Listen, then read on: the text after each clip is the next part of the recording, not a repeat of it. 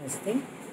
हम लोग पढ़ रहे थे रावण अंगद संवाद। इसके पहले के वीडियो में हमने पढ़ा कि जब अंगद रावण को बहुत तरह से समझाते हैं, बहुत कुछ कह करके उन्हें राम की महिमा का, राम की महत्ता का बोध कराना चाहते हैं, उनको ये समझाना चाहते हैं कि यदि रावण सम्मानपूर्वक आदर के साथ माता सीता को, प्रभु श्री राम को लौटा दें तो प्रभु श्री राम यहाँ से चले जाएंगे और रावण के राज्य से अथवा उनकी संपत्ति से प्रभु श्री राम का कोई लेना देना नहीं है।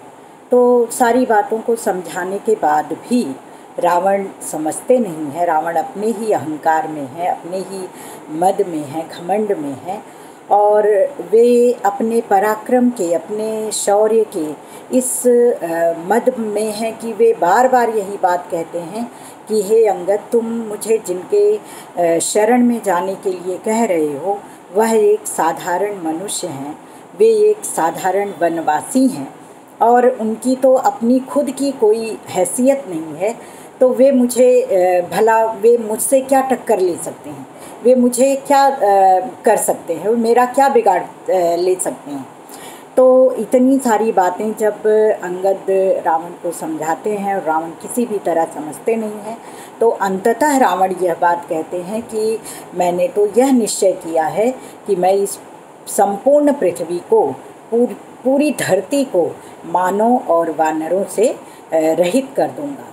मैं धरती पर जितने भी वानर हैं, संपूर्ण वानर जाति का और मनुष्य जाति का मैं लोप कर दूंगा, मैं उनका वध कर दूंगा, उनकी हत्या कर दूंगा, संपूर्ण धरती को मानव और वानरों से रहित कर दूंगा। जब इतनी बातें अंगद सुनते हैं रावण की गर्व भरी, मद भरी, तब पुनः एक बार राम के महत्व को रेखांकित करते हुए अंगद क्या कह रहे हैं देखिए। अंगद कहते हैं, पाहन ते पत्नी करी पावन, टूक कियो धनहु हर को रे, छत्र विहीन करी छन में, छिति गर्भ हर्यो तिनके बर को रे। पाहन ते पत्नी करी पावन। आप जानते हैं कि रावण अंगद संवाद में बहुत सारी अंतर कथाएँ हैं, बहुत सारी कथाओं के सूत्र हैं, संकेत हैं जो इस संवाद में हैं। तो यहाँ भी अहिल्या की तरफ संकेत किया गया है।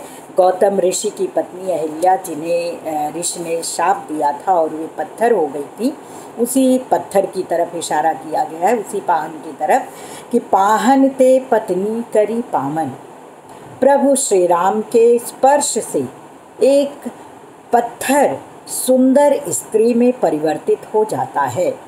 यह प्रभु श्री राम के स्पर्श का ही प्रताप है कि वह पत्थर बनी हुई स्त्री पुनः अपने स्वरूप को प्राप्त कर लेती है। टूक कियो धनहु हर को रे। और उस महत्वपूर्ण, उस प्रतापी धनुष को, उस महनीय धनुष को, उस महान धनुष को जो शंकर का धनुष था, जिसे बड़े बड़े योद्धा हिला तक नहीं सकते थे, उसको बड़ी ही सहजता के साथ उठा करके प्रभु श्री राम ने दो टूक कर दिए थे, तोड़ दिए थे। छत्र विहीन करी छन में। और जिसने, परशुराम की तरफ संकेत है कि परशुराम ने, आप इस कथा से वाकिफ़ हैं कि परशुराम ने संपूर्ण धरती को क्षत्रियों से रहित कर दिया था, तो उसी तरफ संकेत किया जा रहा है। अंगद कह रहे हैं, छत्र विहीन करी छन में, छिति गर्भ हर्यो तिनके बर को। जो इतना प्रतापी है, जो इतना ऐश्वर्यवान है, जो इतना शक्तिशाली है कि जिसने संपूर्ण धरती को क्षत्रियों से रहित कर दिया था, उसके घमंड को, उसके अहंकार को एक पल में चकनाचूर कर देने वाले प्रभु श्री राम हैं। यहाँ पर परशुराम के घमंड को तोड़ने की बात अंगद कह रहे हैं। पर्वत पुंज पुरैन के पात, समान तरे अजहूं धर को रे। और जिनके प्रताप से, जिनके प्रताप का यह गुण है, जिनके प्रताप से, जिनकी महिमा से आज आप जानते हैं रावण कि समुद्र पर पुरैन पात अर्थात कमल के पत्तों की तरह वे पत्थर पुंज, पर्वत पुंज, वे पहाड़ों के समूह बिल्कुल कमल के पत्ते की तरह तैर रहे हैं। ये प्रभु श्री राम की महिमा का, उनके प्रताप का ही प्रमाण है। समान तरे अजहूं धर को रे, और उस पर भी अभी भी इतना सब कुछ जानने के बाद भी आपको प्रभु श्री राम पर शंका है। आप उनकी महत्ता पर, उनकी महनीयता पर आप सवाल कर रहे हैं, आपके मन में संदेह हो रहा है। होए नारायण हु पे न ये गुण, अंगद कह रहे हैं कि हे रावण, यह किसी नर में क्या, जिन गुणों का बखान मैं कर रहा हूँ कि जिनके स्पर्श मात्र से पत्थर बनी हुई स्त्री पुनः एक सुंदर स्वरूप को प्राप्त कर लेती है, जिसने शंकर के शिव को, जिसको बड़े बड़े योद्धा हिला तक नहीं सकते हैं, बड़ी ही सहजता से दो टूक कर दिया है, जिसने छत्र विहीन करी छन में छत गर्भ हर्यो तिनके बर को, और जिन्होंने संपूर्ण धरती को क्षत्रियों से विहीन कर दिया था, उनके घमंड को एक ही पल में चकनाचूर कर देने वाले, और जिनके प्रताप से समंदर में पर्वतों के जो समूह हैं, पहाड़ों के समूह जो हैं, वे बिल्कुल कमल के पत्ते की सदृश, कमल के पत्ते की भांति तैर रहे हैं।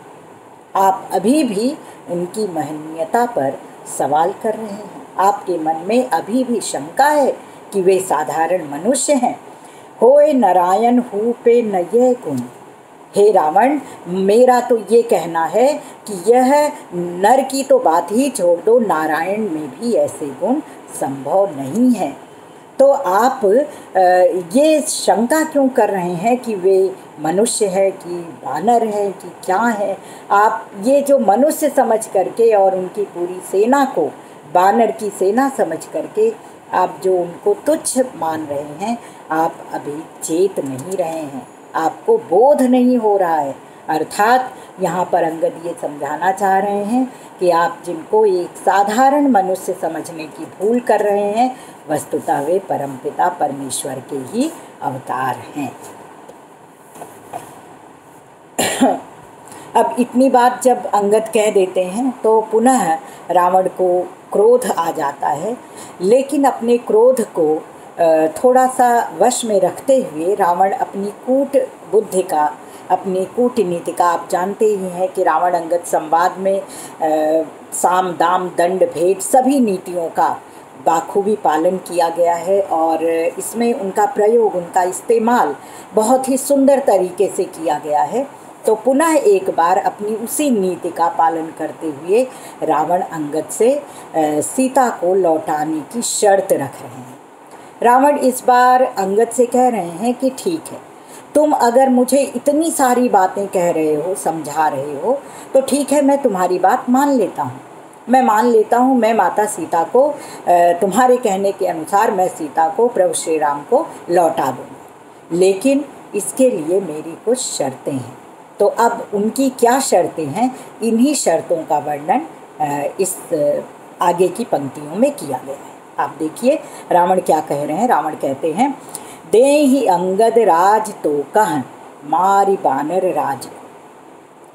पहली शर्त, जिसमें दो शर्तें मिली हुई हैं। पहली शर्त कह रहे हैं रावण कि हे अंगद, यदि राम तुम्हारे प्रभु राम यह काम कर दें। क्या काम कर दें? कि देहि अंगद राज तो कह, वे किष्किंधा का राज्य तुम्हें दे दें, मारी बानर राज को, बानर राज अर्थात सुग्रीव का वध करके वे किष्किंधा का राज्य तुम्हें सौंप दें, तुम्हें किष्किंधा का राजा बना दें। बांध देहि विभीषण और फोरी सेतु समाज को, और विभीषण को बंदी बना करके मुझे सौंप दें। तीन बातें हो गईं कि अंगद को किष्किंधा का राजा बना दें, सुग्रीव का वध कर दें, और विभीषण को बंदी बना करके रावण को सौंप दें। फोरी सेतु समाज को, और समुद्र पर जो पुल का निर्माण किया गया है उसको छिन्न भिन्न कर दें, तोड़ दें, उसको नष्ट कर दें। पूछ जा रही अक्षरिप की, पाय लागहि रुद्र के।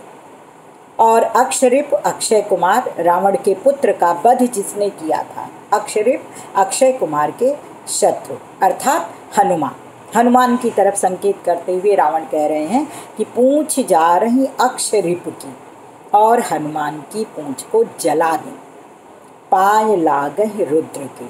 और इतना करने के बाद राम यदि स्वयं प्रभु शंकर की शरण में चले जाएं, सीय को तब देहु राम ही पार जाए समुद्र के। और वे प्रभु शंकर के चरण को पकड़ करके तब मैं सीता को उन्हें लौटा दूंगा, और शर्त यह है कि सीता को लेकर के वे तुरंत यहाँ से वापस समुद्र के उस पार चले जाएंगे। जब रावण इतनी शर्तें अपनी रखते हैं तो उनकी देखिए कितनी सारी शर्तें हैं। रावण कह रहे हैं कि अंगद को किष्किंधा का राजा बना दें, वानरराज सुग्रीव का वध कर दें, और विभीषण को बंदी बना करके रावण को सौंप दें, और समुद्र पर बने हुए पुल को तोड़ दें, उसको नष्ट कर दें।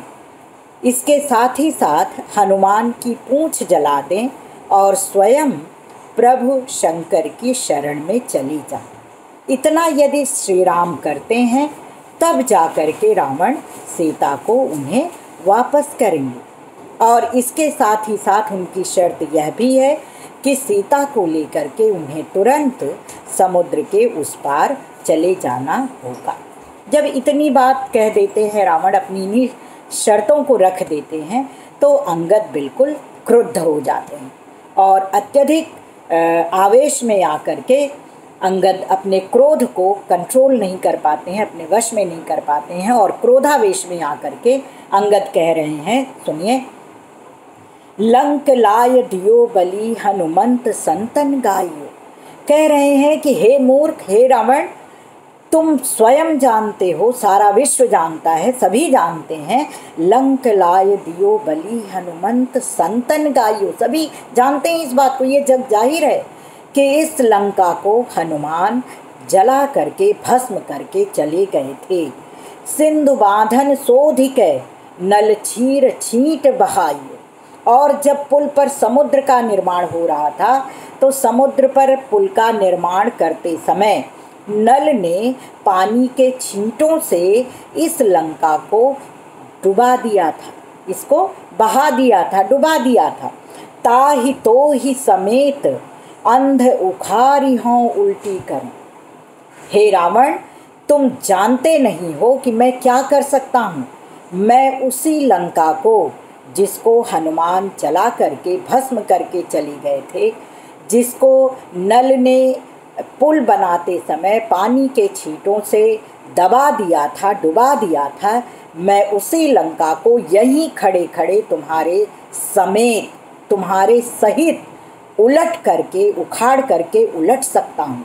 अर्थात लंका को अभी यहीं इसी समय नष्ट कर सकता हूँ, तहस नहस कर सकता हूँ। आजु राजु कहाँ विभीषण बैठी हैं ते डर।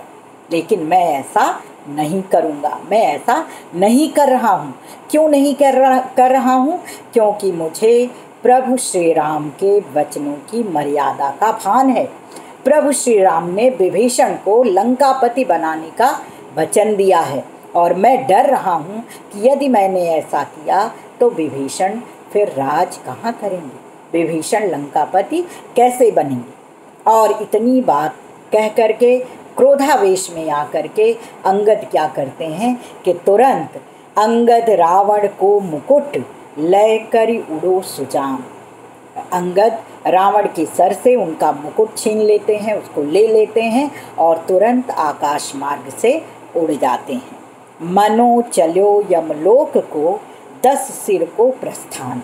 केशवदास कह रहे हैं कि मुकुट लेकर के जाता हुआ अंगद ऐसा दिख रहा है जैसे मानो यमलोक की ओर रावण का प्रस्थान जा रहा। प्रस्थान कहते हैं जब हम किसी दिशा में यात्रा करते हैं और वहाँ दिशाशूल जैसी कोई असुविधा होती है तो 2-1 दिन पहले हमारे निकलने के पहले हम अपनी किसी वस्तु को निकाल करके उसी दिशा की तरफ अग्रसर कर देते हैं, थोड़ी दूर कहीं पर रख देते हैं, इसको प्रस्थान कहते हैं।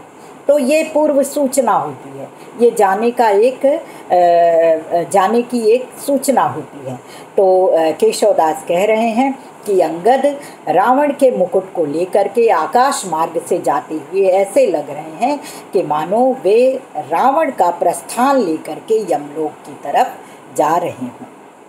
ये रावण अंगद संवाद यहीं समाप्त होता है।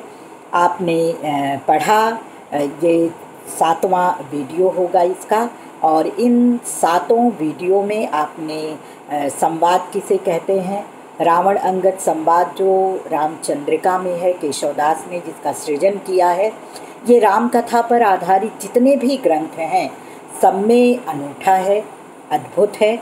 तो अब हम उम्मीद करते हैं कि ये आपके काम आएगा। धन्यवाद।